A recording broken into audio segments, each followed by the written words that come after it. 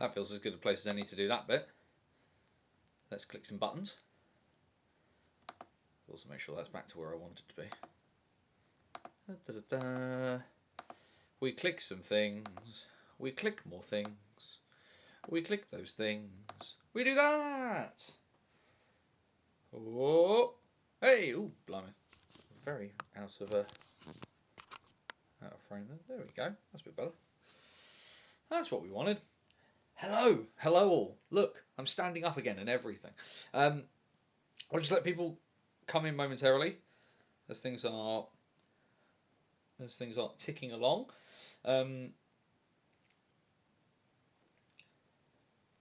We'll make sure that everything is going out in the right places. Should be all right now, hopefully. That seems to have all worked. It's that horrible moment, of course, of just has all the technology actually done what I asked it to do? Because that's the joy of doing bits and pieces like this. It seems to have gone out at least, albeit it really does feel like we've been fighting the algorithm a little bit the last few months, which is what it is on that front. So like the tweet went out 5 minutes ago and it barely picks up any traction at all. 27 views in 5 minutes for a page that's got nearly 4,000 followers feels like it's feels like we're kind of getting buried with the headline, but it is what it is on that front. What we'll do very quickly, let's see if we can just post it in a couple of other places whilst we're chatting. If you're watching on catch up, then what we'll go for, firework. Firework is the word to stick in the chat. So if you're watching catch up, put the word firework and then answer the warm-up question, which is your wildest hockey prediction for 2026, and see how you feel about that one. We do that. We do that. There we go. So just post it in a couple of other places whilst we think of it. I also realise I haven't posted it on Blue Sky either, which is not my smartest of moves. Mike, your wildest hockey prediction, MK to stay at 4 imports for the rest of the season. I'm not sure that's going to happen, Mike, if I'm 100% honest, but we will see in due time, I believe, whether that does come to pass or whatever. Andrew, good evening as well. Just quickly posting the stream to a couple of places, and then I'll get rocking and rolling with the intro. Just because, in true Anthony fashion, I am trying to sort bits and pieces out on the fly, because that's, we don't do anything in too much of an organised rationale here, because why would we? That's just silly sausage behaviour. John, good evening as well to you. We're just, like I say, just quickly posting this in a couple of other places if I can press the right button. There we go. Let's do that. And that'll probably have to do for now. Good to see folk joining the party, and if that's going to be the case, I'm just going to quickly shuffle that way. There we go, that's better. We'll get rocking and rolling, shall we? Guys, gals, and the gender fluid, and all beyond the binary.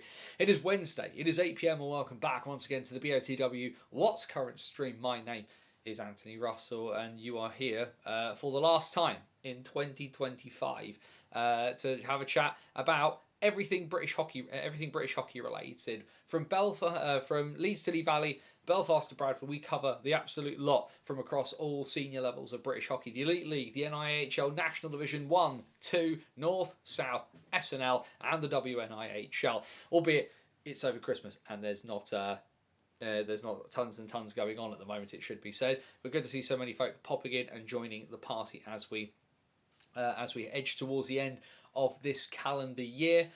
Great to see everybody around. Like I say, it's been a busy couple of days for me. 2 games in the space of 4 days to commentate on for the Flames, both of which ending up in wins, which was something of a surprise, especially last night's game. We'll get into that in a bit.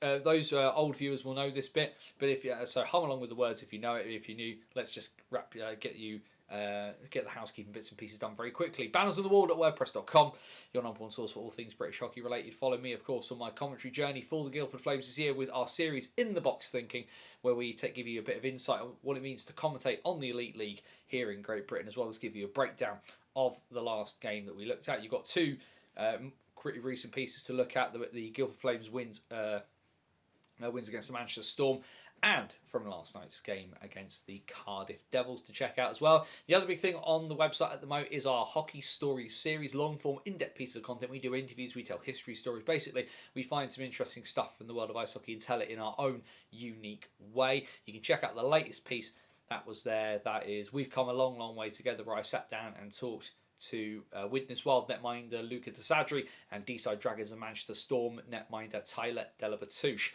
about their friendship. Met when they were 10 years old, played against each other, played together, went in sort of different directions because their hockey careers took them in different directions. And now they're both playing in the north of England, having started playing in the south. So just a really fun journey there. But like I say, tomorrow is 2026, and we will hit the 15th birthday of Banners on the Wall in March next year. So you have got 15 years worth of stuff you can go back and check out over on the website, bannersonthewall.wordpress.com. And then you've got all the usual YouTube spiel. All of our socials are down in the description down below. We're on X, we're on Facebook, we're on Blue Sky.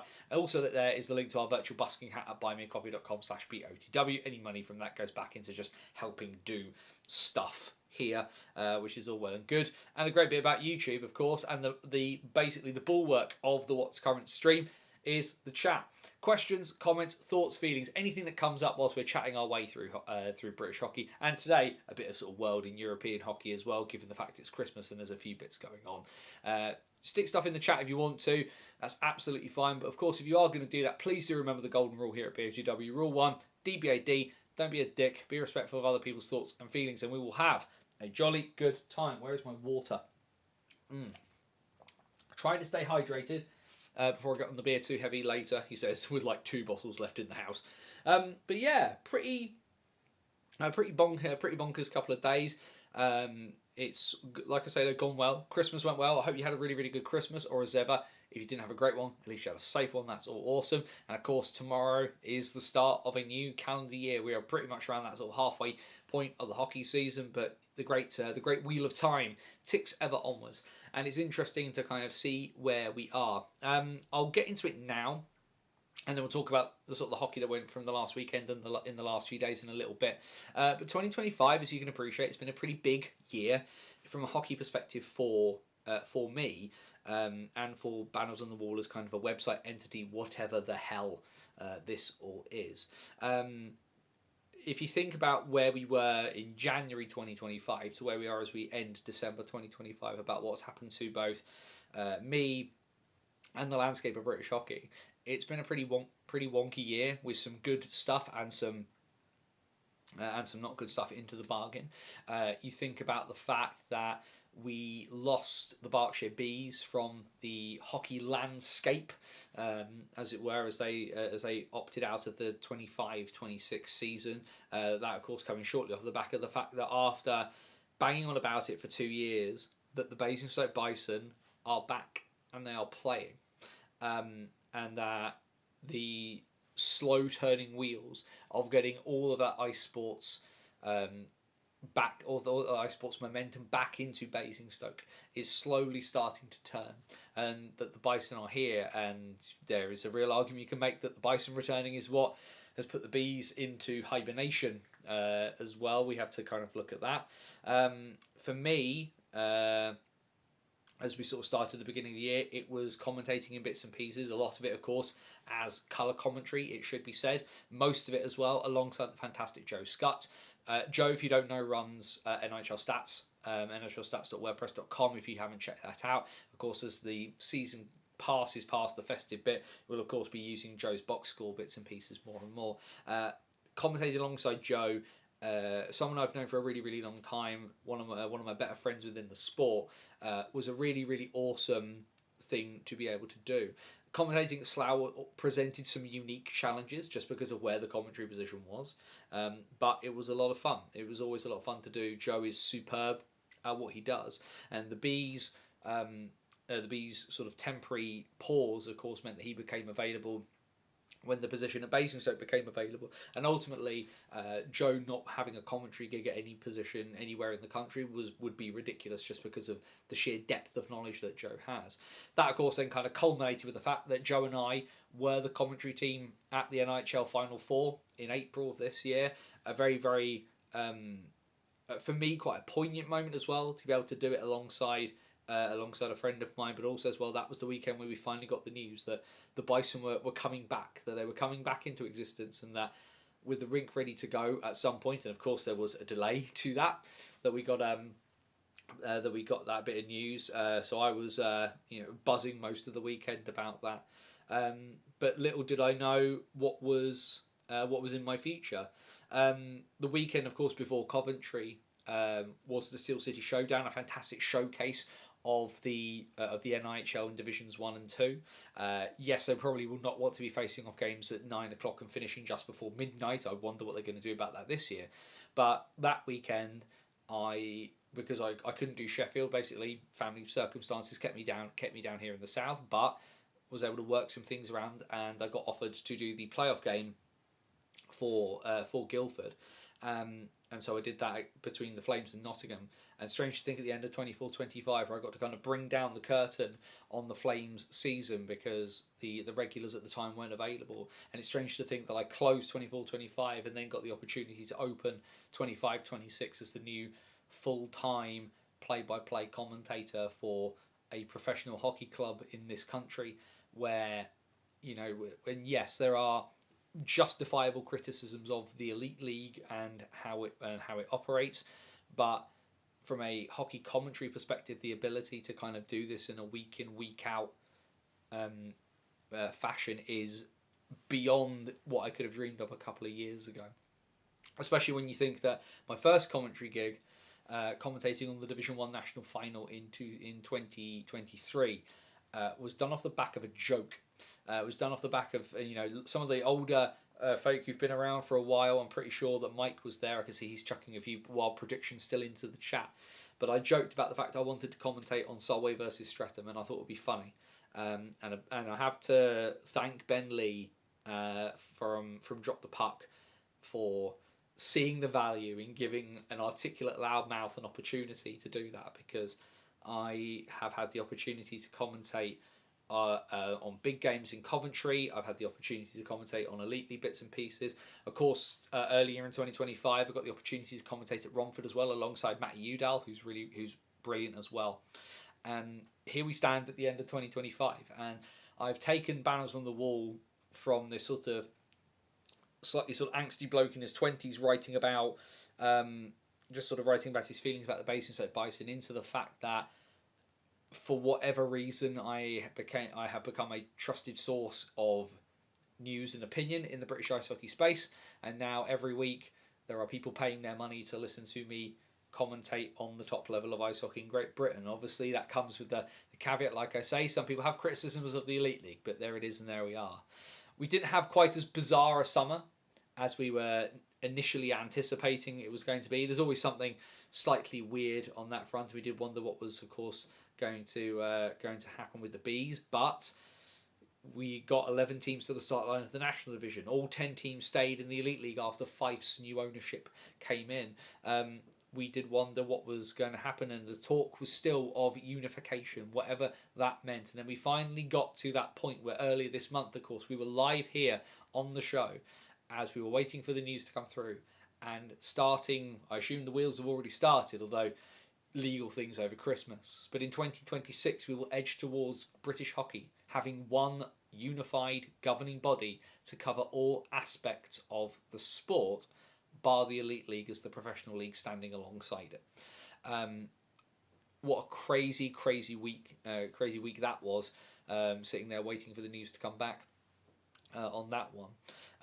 And here we all are, still loving the sport that we love, still poking ourselves away, supporting our teams, doing the bits and pieces that we do, whether it's just sitting in the stands, and what I say, just sitting in the stands. Teams need fans as much as anything, whether it's sitting in the stands and watching, whether it's selling 50-50 tickets, whether it's selling programs, whether it's doing jobs for as bench officials or bits and pieces like that, whether it's being helping out with merchandises for the club, whether it's commentating like I do, whether the odd player that will poke their head in and do bits and pieces as well, whatever that kind of amounts to. This sport is great and we love it, and the last 12 months have been hard for some people in a lot of ways. They've been really good in a lot of ways for other people as well. You think of up and down years. Think of the folk in Billingham who literally went from running the table and winning all but one of their big games, claiming all of those trophies, to now where the future feels a little bit less silverware laden for them. Think about Whitley changing from the NIHL to the SNL and what that's looking like for them as they are trying to make their mark in Scottish hockey as the lone English side there. Think about thinking about the fact that that great generation of British players are still starting to get older, and they've that GB side that went to the Nations tournament in Poland with a raft of new players that had never played international hockey before.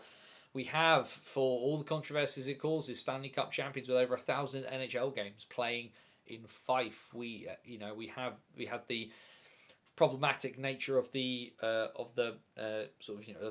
policy surrounding transgender athletes and stuff like that. Something which I still believe drastically needs rewriting because it's very poorly done. But ultimately, there's a lot of stuff still going on in British hockey, but it feels like we're edging towards things and the sun shining a tiny bit brighter on us. We will have to see what happens as the new Ice Hockey UK forms and we move forward.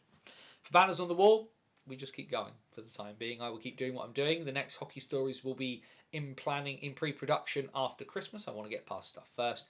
I've got a lot of hockey to commentate on over the next few months as we head towards April, and we will just see what comes of it all. And I think that's the best bit about it, is that sometimes it's really easy for me to sit down and plan what I'm going to do. And yeah, I've got a big idea of what I'm doing for the most part, but you don't know what will pop up.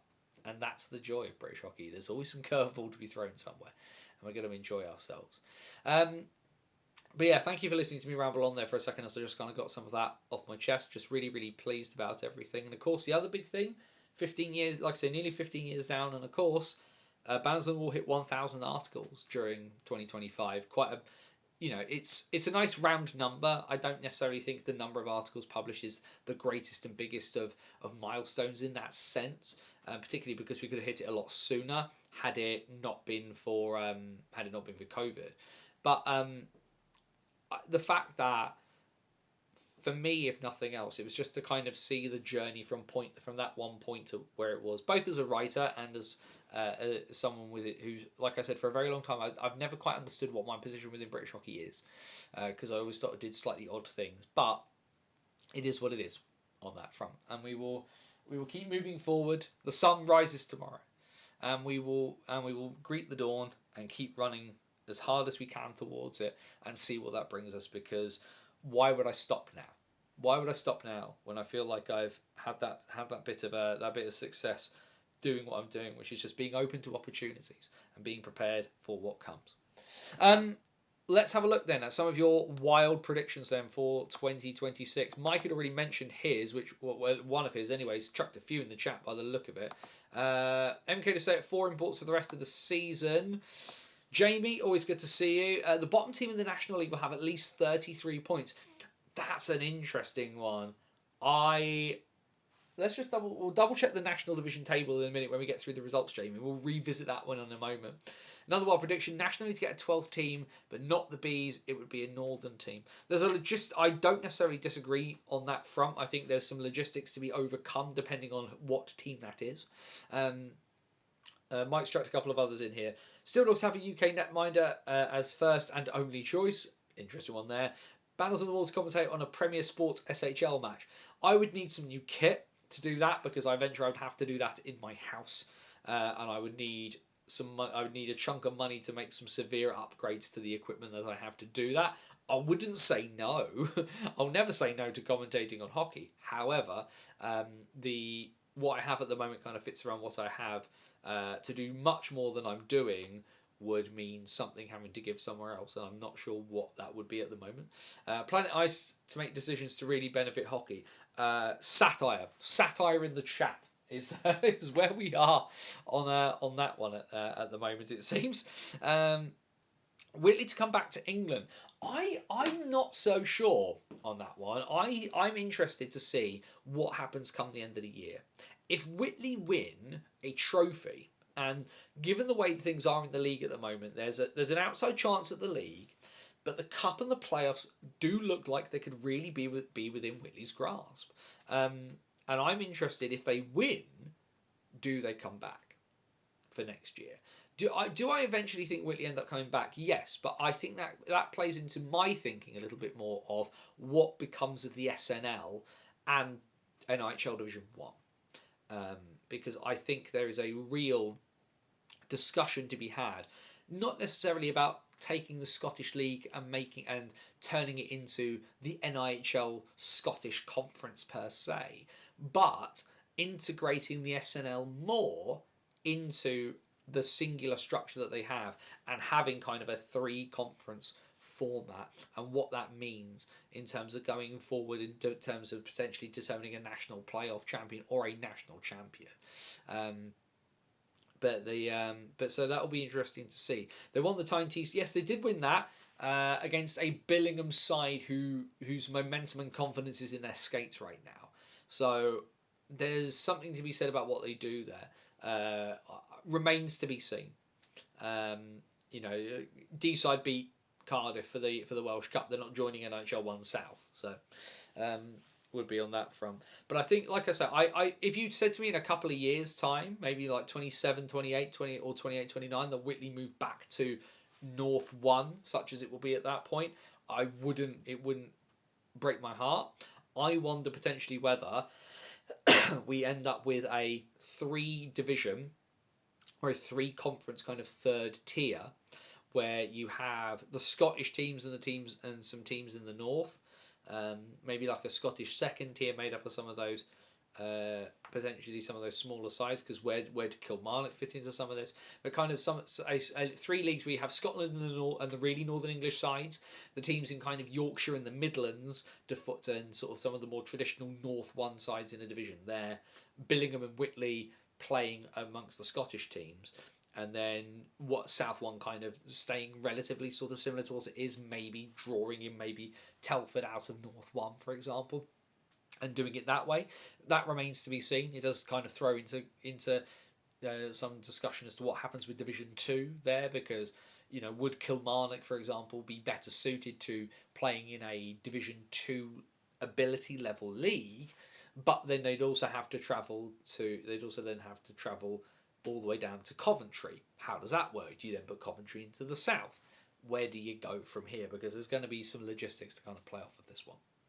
Either way, what we do need to do, having had a chat about me and some of the wider bits and pieces and pontificated for a bit, let's have a look at the results from the last weekend's what bits and pieces across the various leagues. And we'll start, as we usually do at the moment, in the Elite League. These are the results from this past Saturday, the 27th, of course, because we were all there together on Boxing Day. So we'll go from what we haven't talked about since we were all last together. And the top result there, as you can see, that's where Muggins here was. Again, Guildford and Manchester, a 3-2 win. This game ran massively late. Traffic causing huge issues across the board. Both for Manchester and the officials, both Mr. Matthews and Mr. Ryans not making it on the ice until after the warm-up, as it went. But Manchester 1-0 and then 2-1 to the good, and the Flames in the third period managed to drag themselves back into this one. Travis Brown tying the game, and then Jack Jacome with the game winner. Cardiff and Coventry met for the second time in a couple of days. Coventry scored 4 goals on the power play the night before, but Cardiff managed to sneak out the win. And then in the Sky Dome, Devils domination. Ben Bounds shutting out Coventry for his 6th league shutout in 20 starts, which is bonkers numbers, all things considered. Devils with the 5-0 win there. Dundee's poor form continues. They lose at home 4-1 to Glasgow. And then the Steelers having won in overtime in the House of Steel on Boxing Day, Nottingham get the regulation win and edge that festive season series by 3 points to 2, giving them a little bit more of a cushion away from the Steelers. Sunday, just the one game, and that's at the top there. And Fife, having been battered on Boxing Day whilst we were all streaming together, losing 9-0 in Belfast to the Giants. They do, however, managed to make a way past the Giants at home with the crowd behind them in the old barn. It's Anton Carlson's shootout winner that gives Fife the extra point over the Giants. And the Giants, they need extra. They losing the extras on Sunday, and then on Tuesday night, yesterday evening, they do get past the Glasgow Clan. Clan were 3-2 down, pulled themselves level, but it just took 8 seconds of overtime. Mike Lee with the winner there for the Giants. Then there's where I was, and as you can see there, bit of a strange one, 1-0. It means that between Guildford and Cardiff, they've played 4 competitive games between the Challenge Cup and the League this year. Both games in Cardiff have finished with a scoreline of 7-1. Both games in Guildford have finished with a scoreline of 1-0. Lone goal in the third period from Josh Waller to give the Flames the win there, a 24-shot shutout for Taz Berman, having not won a game all season heading into the last weekend. He's now won 2 in 4 days. And well, the Nottingham Panthers today were rubbing their hands off the back of these. Were rubbing their hands together with glee because not only did Cardiff lose, who were top going into yesterday's games, the Steelers lose at home. A 4-goal second period from the Manchester Storm means they win by 5-3 against the Steelers in the House of Steel on Tuesday night. And then Fife, well, it was 4 points in 3 days for them, and for the first time since October 2024, the Fife Flyers are off the bottom of the Elite Ice Hockey League by virtue of this 6-3 win, a hat-trick from David Booth in Dundee, giving the Flyers the nod in that one. And then, of course, there have been early face-offs, but we have had some games today. In Nottingham, well, they got all the results they wanted yesterday, but not today, ending up a late winner inside the last minute from Mike Pellick, putting the Blaze over the line and getting them a result in the Motor Point. It's been a pretty rocky few weeks for Coventry, some poor results for them, but managing to get 2 points out of the Motor Point as Nottingham have now lost to 2 teams in the bottom half of the table in the space of a week and a half. Glasgow couldn't get some points out of Belfast this time. Giants winning by 2-1 in that one. And then elsewhere, Fife, well, they got a couple of good results, but Dundee finally break their losing run. They win by 5-4 in Kirkcaldy against the Flyers. That means at the moment the Elite League table does look like this. Cardiff still top of the table, 38 points from 25, but Panthers with a game in hand are just a point back. Steelers have a game in hand on the Devils and are 2 points back, so still finely poised. Belfast have 3 games in hand on the Devils and 2 games in hand on the Panthers and the Steelers, and they are 4 points back of the Devils, so still very much in the conversation. And then the top 4, well, that gap very much emerging there, a 7-point gap from the Giants down to the Storm and the Clan on 27 points. Guildford are on 25, and then they've opened up themselves a bit of a gap as well. An 8-point gap between the Flames in 7th and the Blaze in 8th. They are 5 points ahead of Dundee. But Dundee have 3 games in hand. Of course, the issue for Dundee was all those games in hand will be probably against the teams on 22, like the Giants and the Storm. Fife are, unfortunately, as of tonight, back to the bottom of the table due to losing to Dundee, and they have played 5 games more than the Stars, but they did have that brief glimmer of hope, and they do seem to ever so slowly be turning a corner. Fixture-wise then, 3 games tomorrow in the Elite League. Cardiff about face to take on Guildford. Manchester about face to take on Sheffield. And Coventry about face to take on Nottingham. Those games are all taking place the other way round over the last couple of days. And then on Saturday, the 3rd of January, a full docket in the Elite League on Saturday night. Manchester welcome Belfast to the Storm Shelter. Glasgow take on Coventry. Cardiff will see how they do against Guildford as they take on Dundee at the Vindico. Nottingham take on the Flames at the Motor Point. The last time, of course, the Guildford winning by 6-2 and chasing Jason Grande in the first period. Can Nottingham get some revenge? And Sheffield take on the new look Fife Flyers. Sunday sees Guildford on the road all this weekend, which means I've got a weekend where I get to decide what game I'm going to go to. But Guildford are up in Dundee against the Stars. Nottingham take on Glasgow. Fife versus Manchester. Coventry welcome Belfast to the Skydome. And then into the National Division, of course, mostly focused on the weekends. We'll head back to the 27th for things in the NIHL National Division and some very interesting results in this one. Sheffield again edging their way past the Leeds Knights. The league champions have had a tough time of it as they've find themselves in third place in the table, but a big win for the Steel Dogs, who are trying to keep some pressure on Swindon in first place. Basingstoke welcome Romford to Hampshire. Made a little bit of hard work of it themselves, but eventually getting themselves over the line, and another big home win for the Bison. They beat the Raiders by 3-2. And then you can see it there. Swindon get a point, but it is a first shutout in British hockey for Tommy Napier. The Bristol Pitbulls win the Battle of the Southwest on Saturday night, a 1-0 overtime win for Alish Padalek's side. MK win at home. That's not really where the issue has been for Milton Keynes. They beat Peterborough in the first half of the Ashes by 5-3. And then, as ever, why defend when you cannot defend? Solway and Telford battle out an 11-goal thriller, but the points head back to Shropshire. Telford beat Solway by 6-5. Into Sunday the 28th then, a 4-point weekend for the Dogs as they won another bit of a goal fest. Sheffield against Solway. Solway seemingly able to put the puck in the net. The addition of Johnny Jancis has been a big boon for Martin Grab's side, but they just do not seem to be able to get the results. 8-5 your final from Sheffield on Sunday.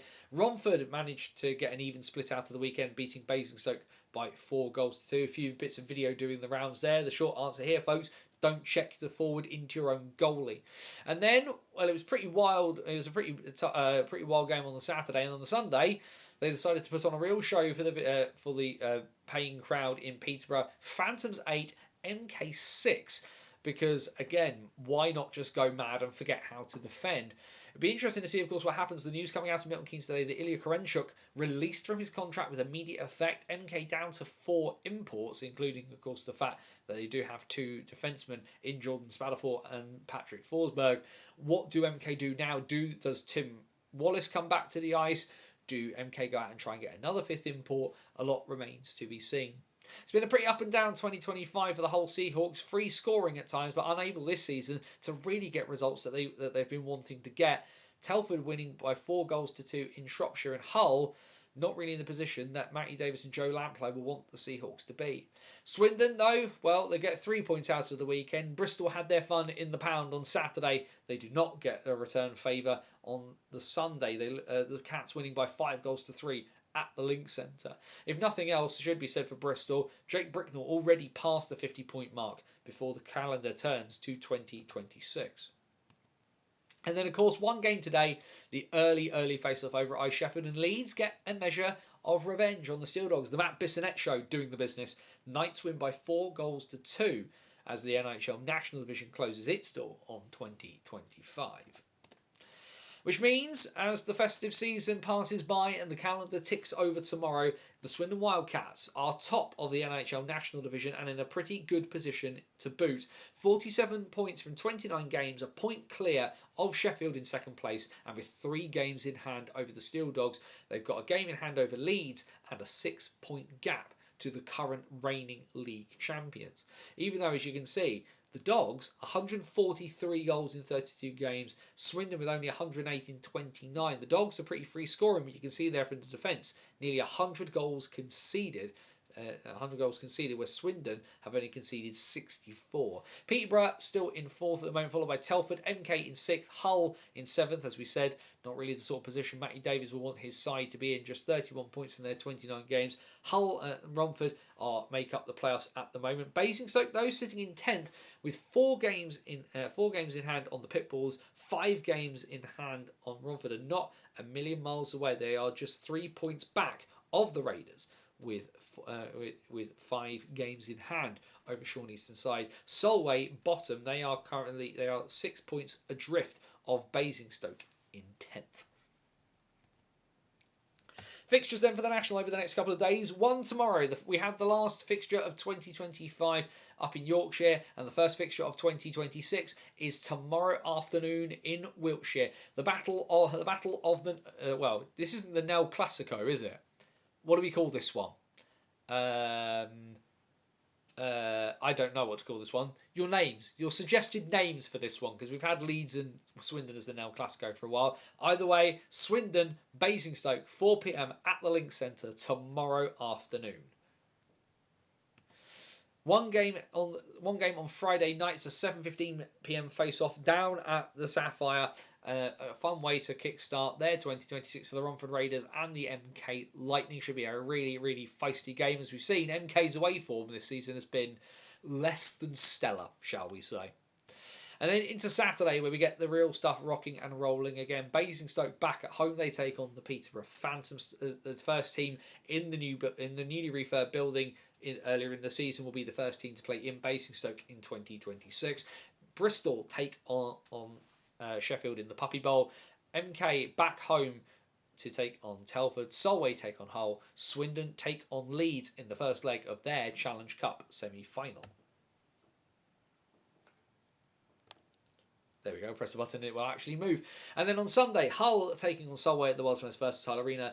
Basingstoke travel up to Leeds in league action. Peterborough take on Swindon. Sheffield take on Bristol. And on Sunday evening, you know what it's going to be. 6:30 p.m. in Telford, they take on the Romford Raiders.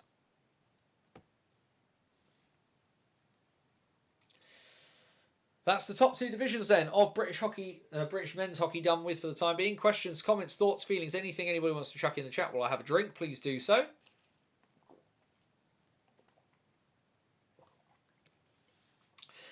Jamie, 10 of the 11 National League had crowds over 1,000 fans over the last few days. 2,562 is a National League regular season attendance record in MK last Saturday. Solway will get an over 1,000 crowd in 3 weeks' time on the Saturday, the MKL doubleheader weekend in Dumfries. That's the 17th and 18th, I want to say, Jamie, which should be a pretty big one. I think I saw one of the MK sponsors are going to doing viewing parties both days in MK. I think it's the Holiday Inn. That should be a good one if you don't want to travel all the way up to Dumfries. Albeit, if you're an MK fan and you've not done Dumfries, you need to go do Dumfries. 17th and 18th is a pretty busy weekend. There's a double home weekend for the Flames, so that'll be my first one of doing that. Telford in panto mood and shout, "Where's MK? They're behind us." Yeah. Well done. Well done. Good win for the Knights on good ice. It's amazing the impact that the ice has on the game of certain players and bits and pieces. And Leeds as well, a team that really likes moving the puck. The bespoke war, Swindon versus Basingstoke. Yes, who's the true guardian of bespoke? Just in my usual trick of just double checking some bits and pieces. I can almost as well feel myself. There we go. There we go. Knew that was coming. You can sort of feel it building. I feel it building, and it just wasn't quite there. But either way, just double checking because there are a few bits and pieces. Obviously, lots of people posting their bits and pieces about wrapping up 2025 and the like. It feels like it's always this sort of interesting time, and I know some people don't feel comfortable kind of reflecting on stuff in such a way. I obviously do, as you listen to me ramble on every week. But I think really the interesting factors going for the national division at the moment. Can Leeds pull their way back into it? Will Swindon finally get themselves over the line? It feels like this is the biggest chance that Swindon have had for some time to really to do this. Obviously, they won the 2018-2019 South 1 before the National Division came into existence, and then have been nearly there but not quite in terms of National Division hockey. It feels like this is Aaron Nell's biggest chance in his final playing season to get that league trophy. Sheffield, of course, will not be going quietly into the night, so we will see what happens on that front. In the Elite League, it does look like the Big Four pulling themselves away again. Of course, a bit of a surprise to see. Obviously, Coventry were the real shock team last year, and they seem to be really struggling at the moment. Fife, it's a slightly different shade of chaotic moment at the moment, it seems, but they do seem to have really improved. David Booth has hit the ground running in British hockey, which has been interesting. That weekend, as I mentioned, that one of the games of that double home weekend for the Flames on the 17th and the 18th will be against Fife, which is a really surreal thing because I'll get to commentate potentially on Milan Lucic and David Booth. Um, that's weird. Also weird, if nothing else, like I say, because of course, for those of you unfamiliar, David Booth played this last summer in Australia, winning the Goodall Cup with the Melbourne Ice. So my friends, my acquaintances over there who commentate on Australian hockey, have had the opportunity to commentate on him, and now I'll get to do that as well. Briefly chatted to Darcy Flanagan about what it's like to play against him, and the short version is really hard. Even though he's like 41 years old, the oldest player in the Elite League, but not clearly not lost a step, and certainly not lost any of that hockey IQ into the bargain. Swindon have been the best team I have seen this season. It's one of the things I'm wondering about, because I've seen Basingstoke and Peterborough already. So do I want to watch Basingstoke and Peterborough again this coming weekend, or do I maybe pick up a ticket for Swindon versus Leeds and go watch the first leg of the Cup semi-final so I can see all my friends in Swindon that I've not had an opportunity to see this year? I think many teams would prefer Sheffield to win the league. A lot of fans have classed Swindon as boring, especially away from the Link Centre. Given that Sheffield are coached by Slava Kulikov, there's a huge joke I could make there, which regular viewers will no doubt be bored sideways of. But I think there's a talent borrows, genius steals, and Slava wins things. Like, irrespective of the fact I don't think it's very interesting hockey, he has proven his worth when it comes to winning trophies at this level. And if Aaron Nell has finally decided that now is the time to maybe steal a little bit of that, particularly if they're going to play on the road, and that's how they're going to win road games, we'll see.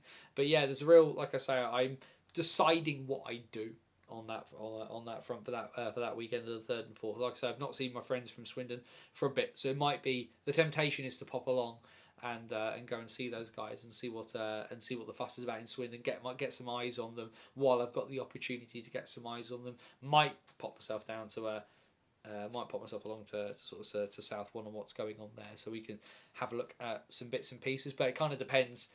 It will depend a little bit what's going on here as well. I'm in Reading on Friday.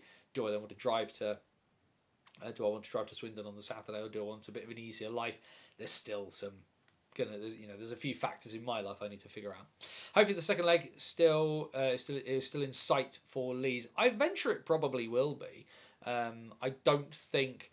Swindon traditionally do not do well in these situations, so it will be interesting to see what this iteration of the Cats can do. But we will of course figure that one out as it comes.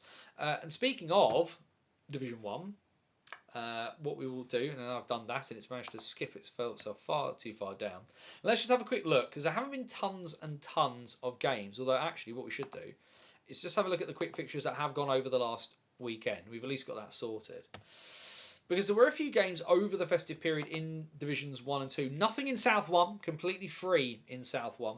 But there was this home-and-home series over the last weekend in North 1 between the Scimitars and the Hawks. And as you can see, one of these games was significantly closer than the other.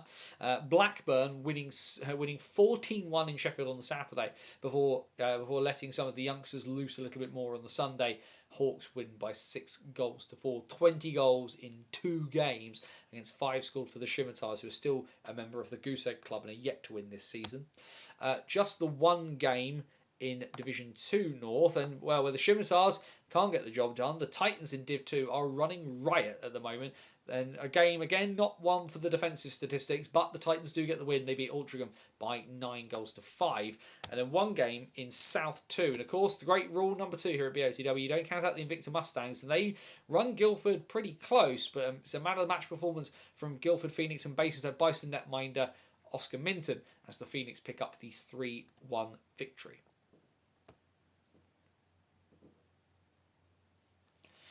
So then we'll have a quick look at where the tables and where bits and pieces stand in North 1 at the moment as it stands. Blackburn then, as you can see, very much in command in North 1.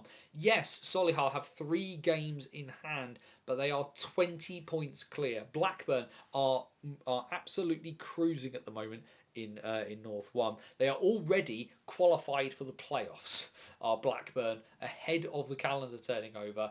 And as you can see, it's actually pretty close between the next 3. Solihull, Telford and Deeside all nipping at each other's heels, and then that big 10-point gap from Deeside down to Billingham. If the table stayed as it was heading into this one, and you get a playoff format of Blackburn versus Nottingham, where there is nearly a 50-point difference in points, but then you also get Deeside versus Billingham, with Deeside having home right. That could be pretty mad. Telford versus Hull will be pretty awesome. Solihull versus Widnes And having spoken to Luca Tadri, as you know, they feel that they can nick a result at some point this year off of Solihull. Plenty of excitement going on in Div 1. If we skip down at the moment, just two teams absolutely locked it in the cup at the moment. Blackburn will have won Group B. Telford are in the second position. And then in Group A, well, Deeside are through. It's just a matter of where they end up at the moment. It will be one of Solihull and Hull who can find their way through. The Jets and the Barons will meet in the next couple of weeks. In fact, if we click some buttons there, let's click the fixtures and get the fixtures up, because then we can hopefully have a quick look at what's going on. He says, hoping the technology works out for him. So where are we heading into this coming weekend? So there's the fixtures. Oh, it's also going to help if I... Let's move things across that way, and then we can see it slightly better. So a few games, just the two games on the Saturday: Billingham versus Hull, Sheffield versus Telford on Saturday, and then a pretty more full run on Sunday: Billingham versus Leeds, Deeside versus Nottingham, and Widnes versus Telford. None of the immediate Blackburn not in immediate action. They will come back the weekend after having played Sheffield over the Christmas period.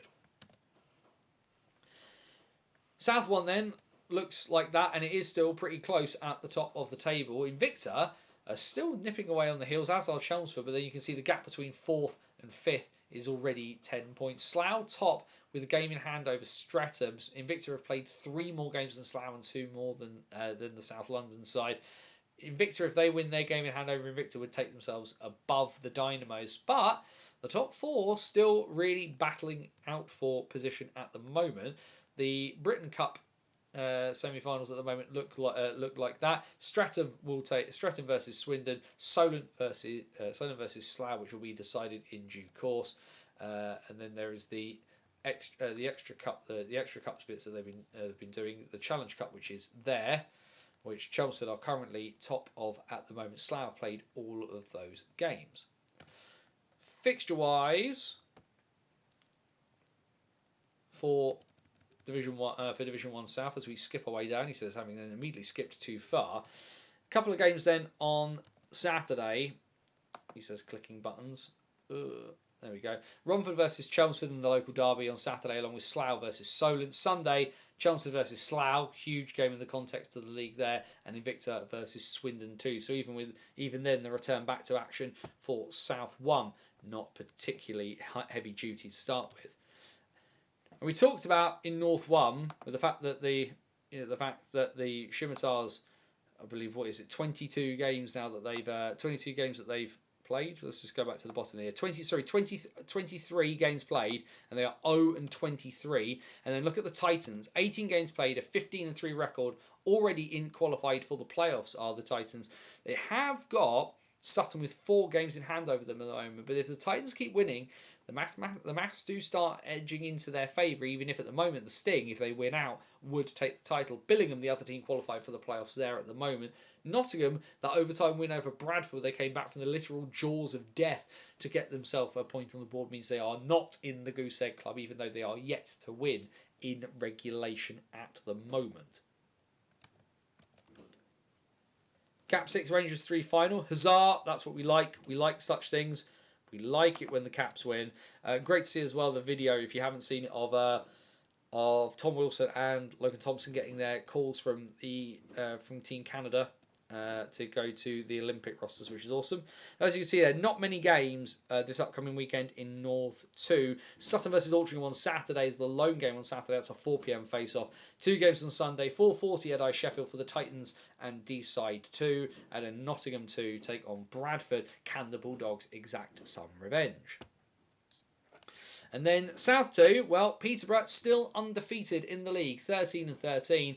Guildford, they need Peterborough to slip up somewhere or to beat the Phantoms on home ice to drag them back into the conversation. But that loss from Guildford against Slough recently has really dented their chances. They need Peterborough to slip up against somebody else. Could it be Invicta? Could it be Haringey? Remains to be seen. But either way, Peterborough at the moment are very much in the driver's seat. Slough, in their debut season in the division, are down in 8th place, battling for the playoff spot. So you can see there, MK just a point back of the Spitfires with 3 games in hand. And at the bottom, well, Lee Valley were well out of the Goose Egg Club quite some time ago, and they're not out of pulling themselves higher up the table. It might be a little bit of a tough ask for the Lions on this occasion. As we quickly will have a quick squiz at the fixtures, as we just quickly scroll through what's come before. No games on Saturday, but 3 games on Sunday. Cardiff Canucks versus MK Thunder down at the Vindico. Guildford take on Solent Junior Devils in at the Spectrum. I will not be going to that game. I feel like I spent enough time in the Spectrum relatively recently. And then the Oxford Rising Stars against the Bristol Pitbulls, of course, former tenants at the Oxpens, will clash at 6:15 this Sunday in Oxford.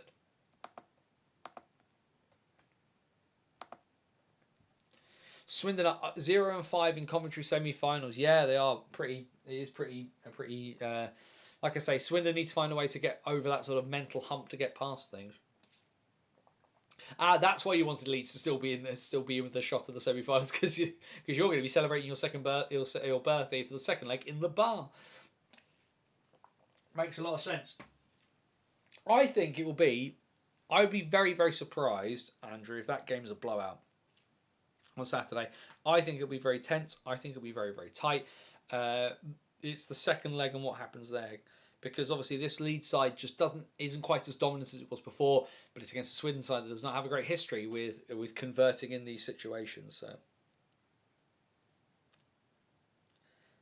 all things say, just double checking. Switzerland have beaten Slovakia in the World Juniors by 3-2. He says just looking for the any extra bits of news. Nothing that is there in the immediacy.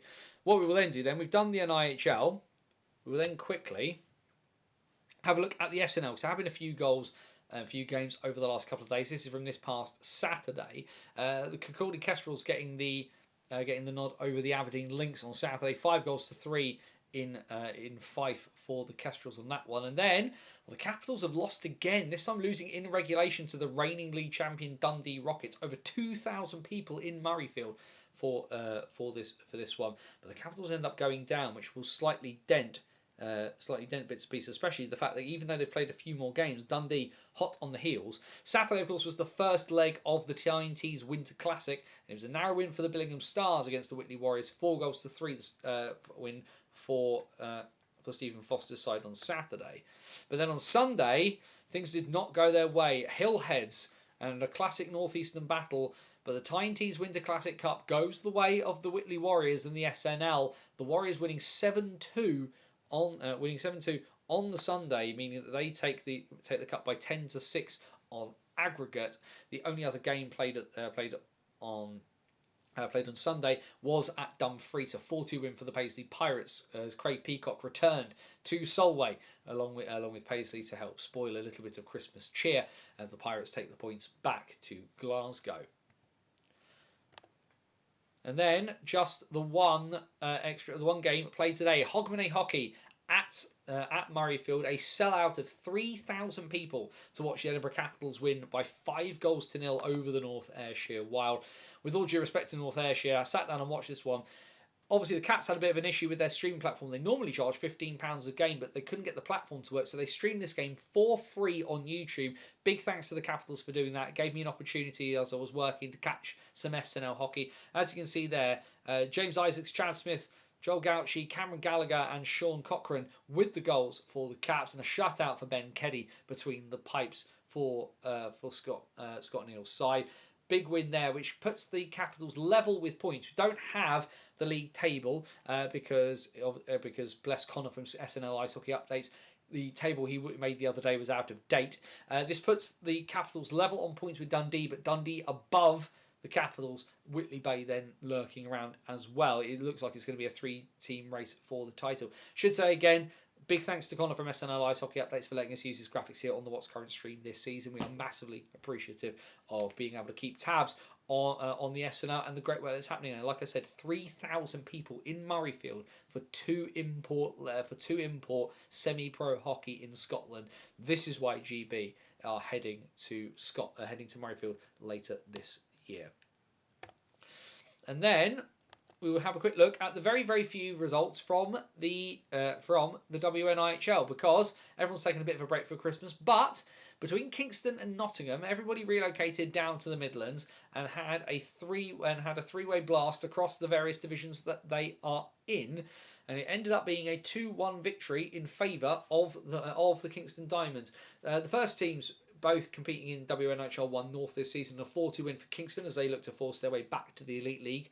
In Division 2 North in the Elizabeth Conference, a bit more of a lopsided game as the Vipers 2 defeat Diamonds 3 by a score of 11-0. And then the under-16s decided that defence is for losers at Christmas and went at the whole hog. You are not reading that wrong. Nottingham Vipers 7, Kingston Diamonds 15 in the under-16s Northern Division as the bragging rights head back to Hull on this occasion.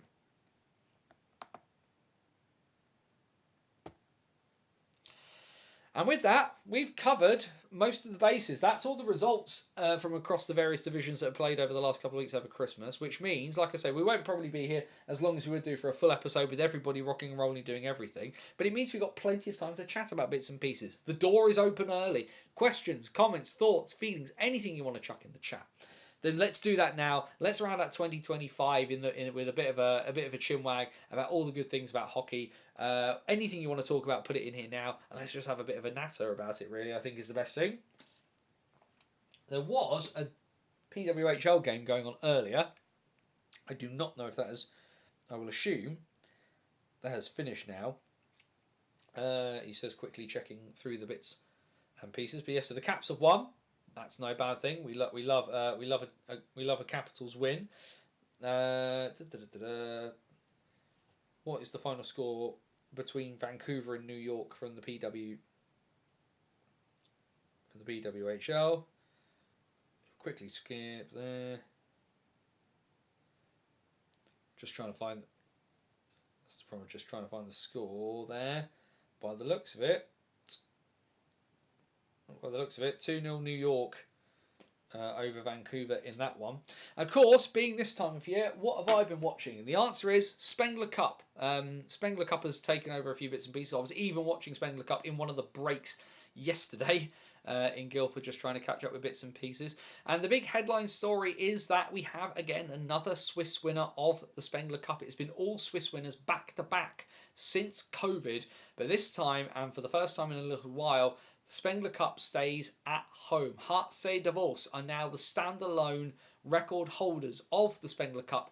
They beat the US Collegiate Selects this afternoon. This new team made up of NCAA talent brought over specifically to play in the Spengler Cup this time. The first time that's been done. University teams have been a part of the Spengler Cup in the past, individual teams, because the Spengler Cup is, of course, a club tournament. But it's been a fascinating tournament, probably the best one out of the last, certainly for me, a better tournament than 2024 in terms of enjoyment. That's nothing against HC Freiburg Göttingen, who won last time out. But it was certainly a fascinating final, really entertaining game today. Been a really, really entertaining tournament as well. Obviously, again, another surprise for Team Canada, not making the final. Team Canada have not won the Spengler Cup since 2019, so no wins for them post-COVID. And as I said, there was no Spengler Cup in 2020 or 2021 because of COVID restrictions. But the 4 iterations we've had of the tournament since the pandemic passed have all been won by Swiss sides. So it's certainly a good thing for kind of Swiss hockey. I know it's obviously been available for free on YouTube as well. I personally, the commentary doesn't do it for me. If I'm watching hockey from a German-speaking country, I kind of have to watch it in German, or it just doesn't feel comfortable. But being able to watch it on Swiss TV, love the commentary, the package, the presentation has been really, really awesome. And it was great to, like I say, a really, really good game. NCAA hockey is only going to kind of go up in standing off the back of what we saw today as well. And you think as well with the World Junior Championships, that being an under-20s tournament, so all of these players playing in the playing for the US Collegiate Selects are all somewhere between 20 and 24, playing against full men's teams. A Davos side with Brendan Lemieux.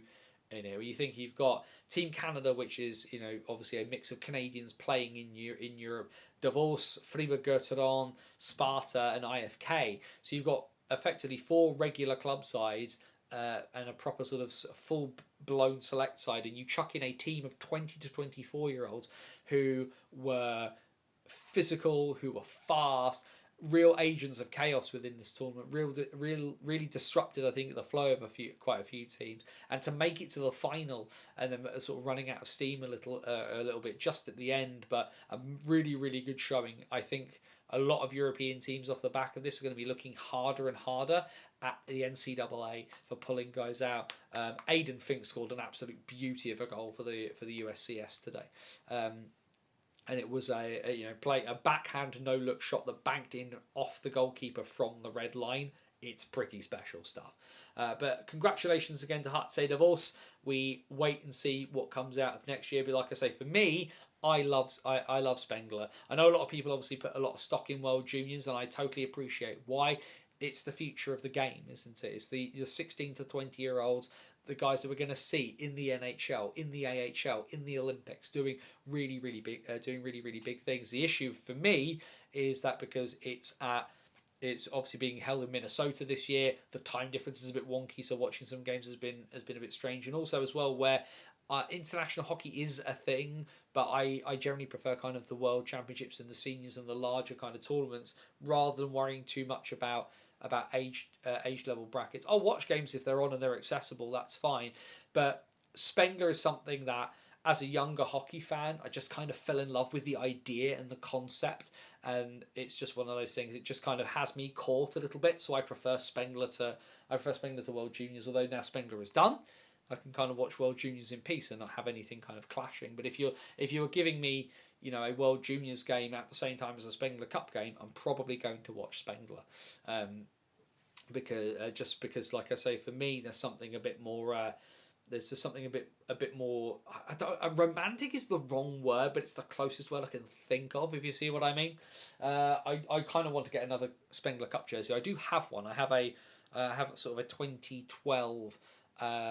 Cloughton Flyers Mickey DuPont jersey. It's one of my favourite jerseys I own, but I need to have a think about what I will wait a couple of days until the merch goes back onto the shop online and kind of see what I do on that front. But either way, the World Juniors are still ticking along. What we will do actually very quickly, if we press some buttons here, what we will do is also as well, if I can actually spell, that would be really helpful, Anthony. What we will do, we're just waiting for that to load so I can scroll down, and then we will press that button there and hope everything eventually clicks its way through, please. There we go. Let's move that across there as to what we've got. The Czechs and Latvians currently playing at the moment 2-1 to Czechia, with USA versus Sweden to come. Excuse me. As we mentioned, Switzerland beating Slovakia by 3-2 earlier today, and then Canada versus Finland will be the late game. But USA Sweden facing off at 11 o'clock. Should you wish to ring in the new year with some ice hockey, I have already watched 2 games today, having watched the final of Spengler between Davos and the Collegiate Selection, and having watched Edinburgh versus North Ayr. I don't think I'm going to get away with watching any more tonight on our telly. However, the group stage nearly done, so as you can see, Sweden will play an as yet undetermined opponent. What we will do, if we scroll down, there are the standings. Let's just bring this across here so we can see. That. So Sweden currently top of Group A, they've played the same number of games as the US. So the winner of that game will determine the winner of the group. Group B. We click that button there. Canada top at the moment with as obviously Czechia and Latvia playing at the moment. Canada, Finland playing, so the winner of that game will win Group B, and that will determine bits and pieces, because it looks like for the most part we get the relegation game here on the 2nd of January between the bottom teams. So it looks like we are going to get Denmark versus the Germans momentarily. Press that one there. Yes, questions, comments, thoughts, feelings, anything anybody wants to chuck in, please do. He says, I've just pulled out my handkerchief out of my pocket and just spilled things all over the floor. Apologies. I know for anybody who watched 4,000 and Counting on Monday, I know Nicky was blowing his nose every 5 seconds. It seems I've caught a cold now, which is fine. I haven't got to commentate on a game until the 10th. Works for me. But yes, Guildford being Road Warriors just gives me a bit of a gap. So no game of commentary for me until Saturday the 10th. Guildford versus Coventry at the Spectrum on Flames TV, and then I've got 4 games in 8 days: 17th, 18th, 21st, and 25th for me, heading into what will be a week off, and then I'm going to Belfast at the end of. I'll be in Belfast on the 30th of January for Belfast versus Coventry, and then I'm just having a weekend, just being a tourist in a different place. So that should be in my head in 30 days.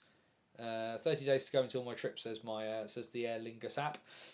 So that should be a good one. Will be interesting to see where both Belfast and Coventry are at that point. My first experience of the SSE, because of course, I've been involved with British hockey for a long time, but just not made it to hockey over the Irish Sea, and not made it to hockey in the north of Ireland. But crazy to think, isn't it, where I've watched the NHL, and I've watched the Dutch League, and I've watched the German League, and the Austrian League, and the Danish League, and the SHL with my own 2 eyes, but couldn't make it across the water to one of the other teams in the Elite League. Although, of course, it will be the last part. I will have watched, for irrespective of your views on the geopolitics, I will have then watched England. I then will have watched hockey in England, Wales, Scotland, and on the island of Ireland. So that will be I will have finally sort of collected the set, as it were, barring with a fair wind and good seas. Shame though, fighting the Olympics. Tom Wilson versus the Kachuk brothers would have been great. Just because it's frowned upon does not mean it won't happen, Jamie, I think is the thing there. But yes, obviously for folk who do like the gloves coming off, IIHF sanctioned Olympic hockey is generally not the place to end up having a fight. You will get suspended pretty heftily, pretty quickly. It is not going to be like the Four Nations face-off, which was NHL and NHLPA organised, where you can basically just play an NHL game.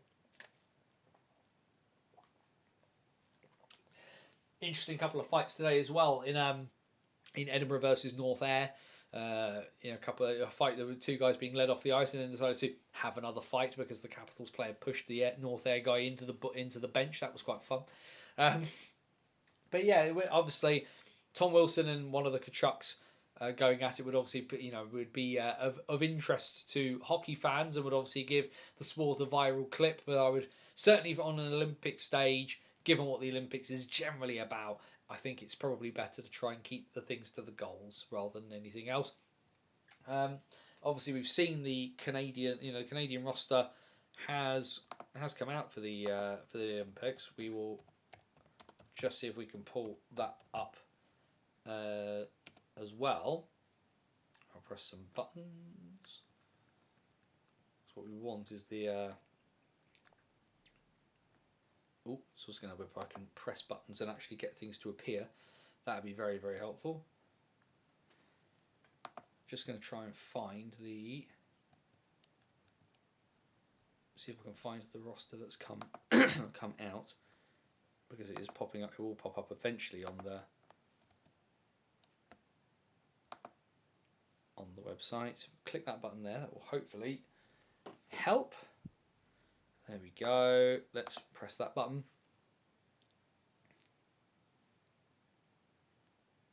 I'll pull that through.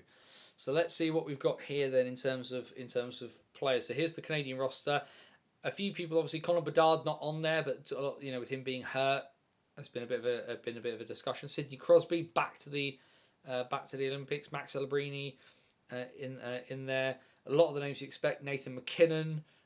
Brad Marchand making the roster I do find interesting, but I'm not a fan of Brad Marchand. But a roster with both Conor McDavid and Sidney Crosby in it, you would imagine it was going to be relatively close to what happened in the Four Nations face-off, because we keep skipping through. Braden Point, Sam Reinhart, Mark Stone, if he's fit, of course, a massive asset. Personally, as a Caps fan, I think Tom Wilson being there is an absolute no-brainer. I think he is I think as a sort of a third, fourth line player on a roster like this, he's going to be able to be really, really impactful. Cale Makar, Of course, one of the best players in the world right now. From a net mining perspective, I like what they've done here. For me, Logan Tom. A lot of people may wonder about the net mining perspective here. Jordan Binnington, of course, the angriest man in world hockey. Darcy Kemper of the LA Kings, former capital himself, and Logan Thompson. For me, Logan Thompson's been one of the best net miners in the NHL the last couple of years. So the fact he's finally got the call to do this, I think, is. I think he's forced his way into it. A great choice for me by Doug Armstrong. And if we scoot down, as you can see there, the head coach is going to be John Cooper.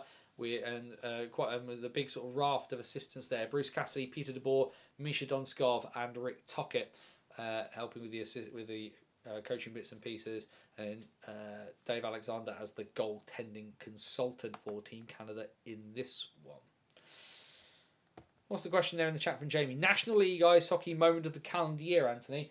There's only one thing to say, Jamie. There is only one thing I could absolutely possibly say, and I'm sorry, it's got nothing to do with the MK Lightning. The National League National League Ice Hockey moment of the year comes down, I think, to two specific moments for me. The big one is the obvious one, that the Basingstoke Bison are back, and I think I'm given what people know of me, I make no apologies for that. I think the fact that one of the banner organisations of the NIHL, one that in the latter EPL years into the start of the NIHL era was such a big part of that winning tradition, went through the massive change that it did to still be able to kind of fight its way through and to have to not play 2 years and be able to come back, for me, is the biggest thing. The other thing from an NIHL in terms of a National League moment of the year, I would probably put it down to the performance of Nathan Salem across the playoff weekend. I think in terms of the fact that you know that Nathan Salem has never been a top line guy. He's always kind of sort of bubbled in that sort of good to very good thing. I think it's one of the better individual performances I've seen at Coventry in quite some time. On that front, but yeah, National League Ice Hockey National League moment of the year. It's the Bison being back, Jamie. I'm sorry, you will. I appreciate from an MK perspective winning the playoffs in the way that you did by dominating across those 2 games.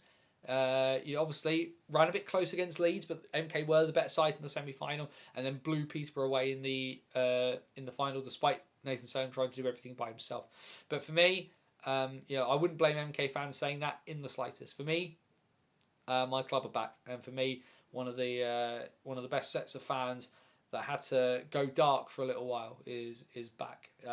Irrespective of what I do on a weekly basis, and the Guildford Flames as an organisation and a fan base have made me feel very, very welcome. Everybody's been really, really supportive in me doing what I do.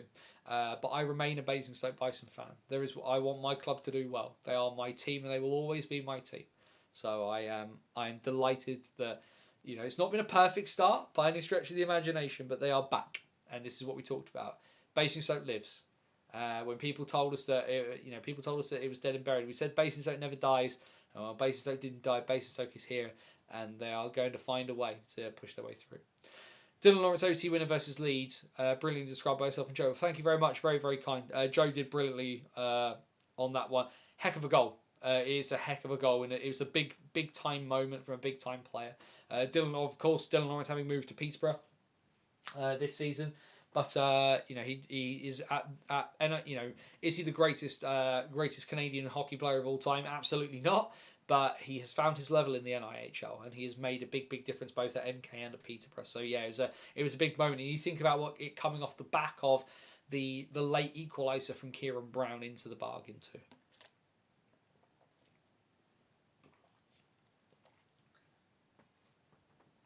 We won't hang around for much longer, folks, because you've got your New Year's to do.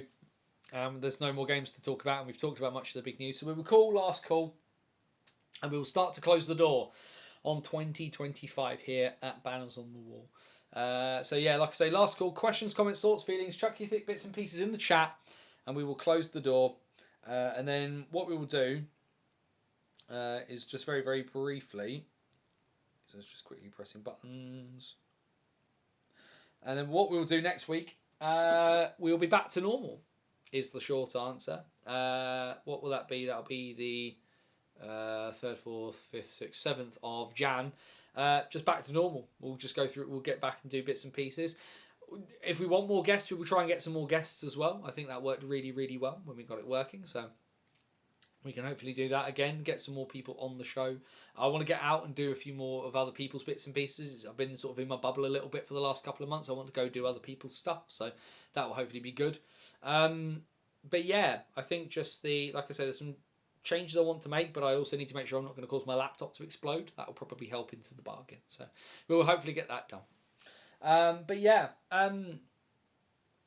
just thank you. I think over the calendar year, obviously we made big changes here at BOTW when I took the decision that I did to go commentate on the Elite League. We changed the format of this show, and I've enjoyed it. I've enjoyed paying attention to other hockey. I think it's where I could get really, really heavily absorbed in watching, in just being in the Elite League. I think it's been good to stay honest to what I believe, which is that all of this structure in Great Britain is important. I'm really thankful as well to Andrew Day for just taking the moment, taking his time to kind of pop it in the chat or drop me an email with bits and pieces about the WNIHL, because I think as well we need to just have that focus on all the different bits, because ultimately the Elite League isn't for everybody. There are legitimate reasons why people don't enjoy Elite League hockey. So let's talk about the lot of it. Let's shine a light everywhere. And I didn't spend those 2 years walking in the wilderness talking about Div 2 and Div 1 and going to Solent versus Lee Valley and driving to D-side to watch them against Billingham. I didn't do all of that just to go, well, I'm off to the Elite League now, I'm not going to worry about this anymore. That's not my style. British hockey is built from the ground up, not the top down. So we need to keep talking about those bits and pieces. 1,000 articles published on the silly little website I started on a whim back in 2011. And it feels like such a bizarre journey. 2025 has had a lot of good and has had some bad. I feel for all my friends and people who watch and stuff who are fans of the Bees. Hopefully there is a way back. I feel for folk in 5. It's been a very, very wonky year for them, but there's the good thing about hockey is that it remembers its history whilst not really sometimes overly dwelling on it. There's always another chance to do the next thing in hockey. Another game comes around and you get another chance. So that's the joy of it. Was MK versus Leeds one of the best games of Coventry since the weekend started? Manchester versus Sheffield 2012, which I think is still one of the best saves I've ever seen live from Ben Bounds, where he literally stole a goal from Stephen Wallace. What else have we got? Basingstoke Manchester 2014, I think is a really, really good game. Peterborough Manchester 2015, Tony Hatton's final mile, I think was one of the really, really good games. Hull versus Peterborough in 2019. I can't in good faith say Basingstoke versus Telford in 2018 because we just absolutely pissed over Telford that day. They were never within a chance of that one. But yeah, Hull versus Peterborough 2019 at Coventry might be up there as well. It's certainly, I think, one of the better ones since the National Division took over. But I think there's probably games from the EPL era that rival it, or if not, are better than it. Peterborough versus Telford semi of the year. Peterborough won the final. Was an incredible game. Although maybe we don't talk about how that one ended, Tom. Maybe we leave that one to the side and we do not mention it. Hello VAR. I'm trying to think of other games at Coventry. Because this is the thing, there's been some really good games at Coventry, really, really good performances at Coventry, but they're very lopsided. I think of the Sean Norris, Sam Talbot game in the Div 2 final for Slough, where they battered Widnes single-handedly. I think of Solway winning the Grand Slam. I think Slough this year against Billingham. When you think about what happened the week before at the Steel City Showdown and Billingham stealing it late and then Slough just turning it around the next week in Coventry and just kicking the teeth down Billingham's throat in that game. But yeah, there was Guildford, bases at Guildford 2014, the semi-final, the year Bison one is arguably as entertaining a game as any, but I think the final is a better game because that was first versus second, league winners versus cup winners in the final, and neither team played a sort of very cagey game. They both went out trying to do stuff. We got a penalty shot, we got some really, really good goals. We got Thomas Karpov just blasting a shot past Stephen Fone from outside the zone. Peterborough Red Hockey Telford, where Pliskowska scored the winner, 2015. Oh,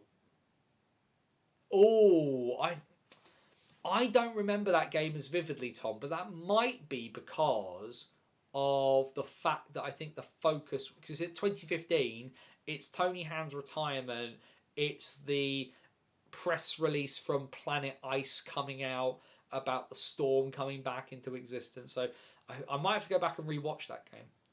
One of the more one-sided finals, MK Telford 2017, but it also featured one of the best goals at Coventry Finals weekend. 2019, the Hull beat Peterborough, but Callum Bugler scores a coast-to-coast solo beauty of a goal. Crazy goal by Bugler in that game. I think as well that 2019 final is the one where Sonny Carlson gets whacked in the face, goes away, gets stitched up, comes back, puts a cage on, and then goes out and they win it. That's pretty special one. I'll tell you what though, in terms of 2025, because I talked about it before, because 2023 I was at Streatham versus Slough for the cup final that Streatham won. Looking back at 2025, there's a couple of games that stand out that really stand out to me personally. The first one is obviously Basingstoke versus Peterborough from October. The first game back at the rink where the bottle was finally opened, and the bottle cap now just lives on the hockey shelf. The other game that really stands out. There are a couple of other games that stand out to me. Whilst the Bristol versus Swindon game, where it was a dead rubber in terms of the league, and the Swindon players had all been at Cheltenham races, and the game finished like 9-7. Actually, Billingham versus Deeside versus Billingham, my first game of watching North One with my own two eyes, and I'm just really conscious of like the fact that it was just like the entire experience of the day. Firstly, I absolutely nailed the Airbnb. If you ever need an Airbnb in Shotton in North Wales, let me know because Chris and her husband Dave really took care of me. But just everything about that. Deeside as a club, it's very amateur, very sort of amateur style, like non-league football style, but it's done so well. It's a really unique facility. The club treat everybody really kindly. I got to hang up with all the Billingham fans where they were having their big party, and I think it's what I love about hockey, that you do not need to be in you don't need to be in the shiniest of best of rinks in the universe to have fun. The other game that stands out to me is the Chico Cole testimonial from April, where his jersey was retired by Solent, where Chico came off the ice in the third period and just walked around the rink and shook hands with every single person in the rink. And yes, that's not doable if you have your testimonial in the Sheffield Arena, but it's just this sort of great idea, this great reminder to me that it doesn't matter the level, that Solent are as important as Sheffield in the grand scheme of things, and every club has their legends, and it was just great to see, because Solent had never retired a jersey before then, and to watch that happen in real time, and to shake, and Chico and I are not not the greatest of friends, but we're obviously very aware of each other, but he to watch that moment in real time was really special, just to see, because this is the thing, you can be at a testimonial, but you could see in Chico's face he felt every ounce of that emotion all the way through, and it was just a really special moment. And then I have to probably chuck in Guildford versus Nottingham in the playoffs, because my first time calling an Elite League playoff game. Coventry was always special in those ways as well, but I also have to think about it will always go down in my own little history. It's the back end of August this year. Guildford Flames versus Le Gothique d'Avignon, and my first game as the webcast voice of the Guildford Flames of professional hockey in Surrey and the south of England. So that is what it is on that front. Some pretty impressive games. We've gone longer than I was anticipating, so well done you lot for getting me talking right at the end. Always impressive, you guys. And also as well, thank you as ever to you guys. It's chatting about hockey is one of my favourite things to do. I love this sport. I love being involved in British hockey specifically because it's hockey on our doorstep. But I also, I'm very, very big about telling you guys, go watch stuff you don't normally watch. Go abroad, go everywhere. But British hockey is a very, very unique space, and I'm very, very proud to be a part of it. And hopefully, with a new unified governing body and everybody pulling on the rope in the same direction, maybe 2034, we will get back to the Olympics, and we will see what happens. And that is 2025. We will call it there. Bannersonthewall.wordpress.com, your number one source for all things related to British hockey. In the box thinking, hockey stories, all of that good stuff is on the website as we edge towards the 15th birthday of the website. I have no idea what to do for the 15th birthday. Part of me wanted to go back and re-interview the first person, but they're not involved in hockey anymore, so it would feel a bit of a strange one. But we will think of something to do for that. Head down to the description. We're on X, we're on Facebook, we're on Blue Sky. Check us out there. Virtual busking hat, buymeacoffee.com/BOTW to contribute to help with the upkeep of bits and pieces like that. And then the calendar will turn its page tomorrow, and 2026 will be upon us, and we will be back on Wednesday the 7th at 8 p.m. for the What's Current stream. We'll be back into kind of a more regular flow of things. 2025 has been a big year for British hockey in a bunch of ways, and for me personally, and I was scared in the summer when I made the decision to move away from kind of what I've known and what I'm known for to do something different. And I genuinely thought people were going to be upset. And instead I got met with a wave of support and enthusiasm and, oh, you deserve this. And I am very grateful for that. I like to think that it wasn't a case of being deserved, it's being earned in that sense, because I worked really, really hard to do what I do really, really well.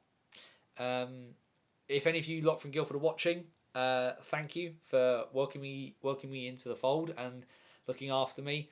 But I'm going to keep banging on about the NIHL, and I'm going to keep banging on about the SNL and the good work that seems to be happening in Scotland. I'm going to keep banging on about all the stuff that's happening away from the Elite League. The Elite League offers an entertaining hockey product. It's good hockey and it's exciting, but it's not the only thing that's there. And the Elite League cannot survive without everything else around it. And I think all sides kind of need to remember that. The youngsters need something to shoot for. And that is that top level. That's that ability to play pro and get your eyes on you in other places, whether it's junior leagues in North America, or whether it's universities in North America or Canada, or whether it's playing like Liam Kirk in Germany, or going to Czechia or Slovakia or wherever. Having those things to shoot for is important. But those kids have to come from somewhere. And maybe I talk about going from on the show from going from Leeds to Lee Valley. Well, maybe we need to think a little bit more about going from Lee Valley to Leeds, from Bradford to Belfast, from Solent to Sheffield. Maybe about being a lion and then being a panther. Either way, 2026 offers us many possibilities. We will watch them all unfold, hopefully together on Wednesday nights at 8 p.m. Thank you for sticking with us through 2025. Roll on 2026. Be happy. And if you can't be happy, particularly at this time of year where it can be pretty tough for people, then wherever you are, please do everything you can to please be safe. It's better having you here. As my friend Sky Watts would say, take care of yourself and somebody else. For bannersonthewall.wordpress.com, this is Anthony Russell saying stay safe, and so long till 2026. We will see you next Wednesday night at 8 p.m. The year may be different, but the song will be the same. Every game, every league, men's and women's. We'll see you for the What's Current stream next week. Happy New Year, everyone. See you soon.